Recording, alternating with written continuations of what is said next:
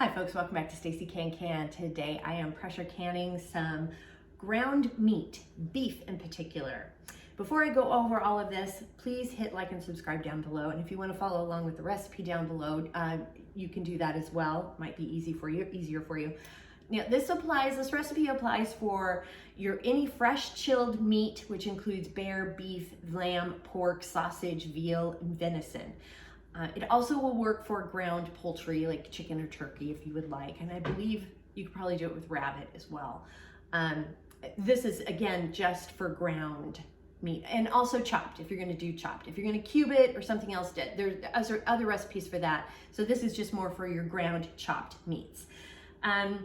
The tools that you need, well, the other ingredients that you need with it is we need some beef broth of some sort, boiled meat broth, or tomato juice, or water, boiled water. I do not suggest using water. Folks who've used it before say it tastes terrible, so I don't suggest doing that.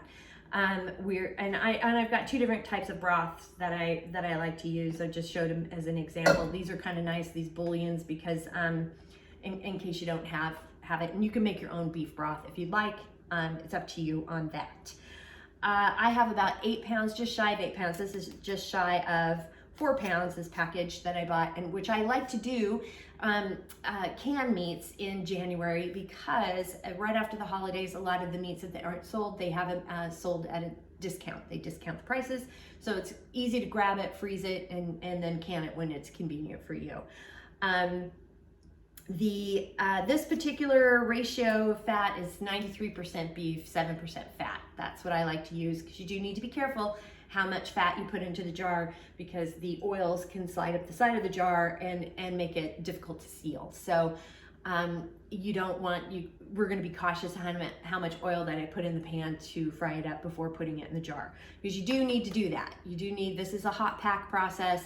We need to heat up the meat before we do it. I probably won't have it completely cooked all the way through prior to putting it in the jar, which is totally fine.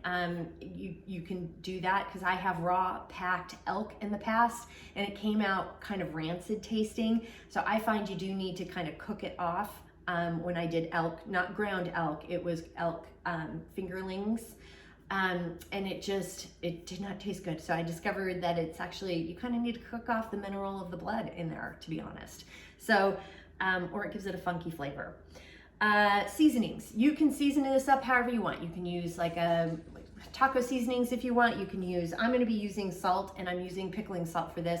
I choose to use, you can use regular table salt if you want for it, but I still like to use pickling salt because it doesn't have any additives in it, and it's just straight salt, and the measurements are pretty solid. When you start using kosher and things like that, the flakes make it, the viscosity and measurements are a little bit different, because it's a different weight, to be honest, per teaspoon. You can use curries or whatever if you want to give it more of an Asian type of a flavor. You can do whatever you want. I'm just going to go lightly on the seasoning, because I will season it when I'm done, when I take it out of the jar for whatever dish I'm using it for. The other tools that you need is your canner. You need we need a stock pot to heat up whatever liquid you're using. For me, it's going to be a meat broth. Again, you can make your own beef broth if you want, whatever meat broth you want. I've got a nice big, I'm using a wok today. I think it's easier for this to kind of saute it up. We also need measuring spoon for the salt, but I need a funnel, and we're using a 1-inch headspace today, so I'm using my 1-inch headspace funnel. We've got our ladle, our jar lifter, our headspace tool, a chopstick for bubbling, and I also have a ruler for measuring out how much water we need to put in this. And because we're going to be a little bit longer with meats in a pressure canner, we're going to be having measuring out 2 to 3 inches of water in the canner. I'm also going to grab some vinegar to clean the rims of the jars too, because I'm not heating up my lids today, but because we're dealing with a fat product, I do like to use some white vinegar to clean the rims of the jars. It just does a good job of cutting any of that food debris that gets over the rim of the jar before I place the lid and the ring, which we do need our lids and rings too. So with all of that, and with Bobo here too, with all of that, let's go ahead and get started. I do have my beef broth over here. It's come to a boil, so I'm gonna go ahead and and I've got my pan heating up here, and I'm gonna do a quick little spin of a little bit of olive oil in the pan to kind of get it, coat the pan a little bit. Because we're gonna fry this, the meat to where it's about 2/3 done. I've got the pan on about medium-high heat, and I'm just cooking until it's about, as I said, 2/3 of the way done. So I'm about 2/3 of the way done here. There's still a little pink in there. And I'm gonna go ahead and drain what fat I do have in the pan. I am also adding just a little bit of vinegar, a couple of tablespoons of vinegar into the pressure canner. All right, I've got the jars heating up in the canner. Setting it here to the side, adding our funnel that's got a 1-inch headspace. I'm adding in the ground meat mixture here. There is still some fat at the bottom of the pan, but I'm still going for it. I drained off quite a bit. It's still okay to use. Because it's fine to have those meat juices in there. Gonna add our boiling broth mixture until we get to a 1-inch headspace with this as well. And again, you can use boiling water or tomato juice. It's up to you.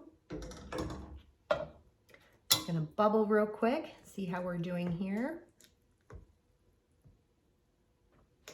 Make sure to bubble very well. Lots of little spots and places in here to hide some bubbles. Gonna need just a little bit more of the meat mixture to get a full 1-inch headspace. Perfect. And then I'm also going to use a teaspoon of salt.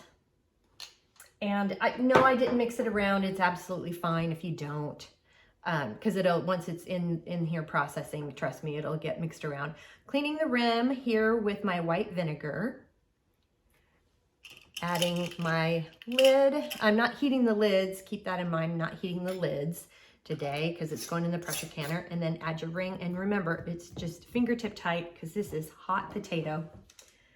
And then up and over and into the canner it goes. Do not tip or tilt. I got all the jars in the canner now. And I've got the heat set up to high and my lid securely on and even, which is really important with this type of a canner when you've got the All-Americans with the little twisties. You got to make sure the lid is on even and not tilted or twisted. And I've got the heat set up to high. And now I'm waiting for a steady stream of steam to come out of the canner. And once it does that, we'll start setting timers. Got a steady stream of steam going in the vent pipe here. And so I set the timer for 10 minutes so we can vent the canner before we put the weight on it. The 10-minute timer has gone off, so I'm gonna go ahead and put the 10-pound weight on canner like that. And when it comes up to, and I'm using 10 pounds because that's what works for my altitude. There's more altitude information down below in the show notes. So check those out for your location. I'm 0 to 1,000 feet, so that's what I use for this. And then once we get it up to 10 pounds of pressure, I will set the timer.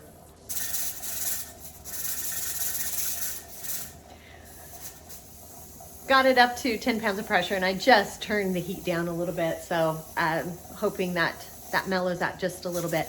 And I've gone ahead and set the timer for 75 minutes. I don't want to drop the heat too quickly because then it can add to siphoning in the jar, which means liquid escapes the jar. So you want to cut the heat just little by little. So it's 75 minutes for pints. It's 90 minutes for quarts. But depending on your elevation, altitude, check the notes down below or off to the side here for what best fits you in your area. I'm going to turn it down again. The 75-minute timer has gone off for me, and so I've gone ahead and cut the heat to the pressure canner, and when the dial gauge reaches 0, we can go ahead and take off the lid. So the dial gauge has gone down to 0 now, and so I've set the timer for 10 minutes for that. It's really good to set a timer and leaving all the jars in there to give it another few minutes for all the food to settle in the jars. It helps with the sealing process. The 10-minute timer has gone off, so I'm gonna go ahead and take the lid off and be very careful. It's super hot potato. And make sure you open the lid away from your face. If you don't, you'll get a facial you don't want. And carefully take the jars out one at a time, making sure to not tip or tilt. Check out how bubbly it still is. It's still boiling in the jar. So you gotta give it its time to cool. And here's our finished product. We ended up with, I ended up with 11 pints, which from 8 pounds of meat, that's just over, what is it, almost like 1.5 pounds of meat per jar. So keep that in mind for your ratios when you're preparing to pressure can some ground meat.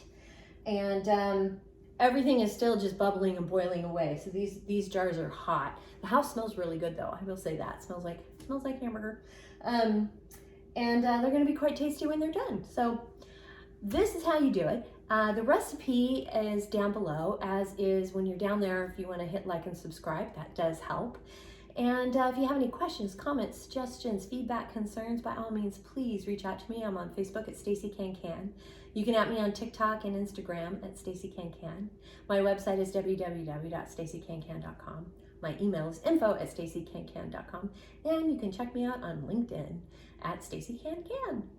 So thanks so much for joining me today, and until next time, happy canning.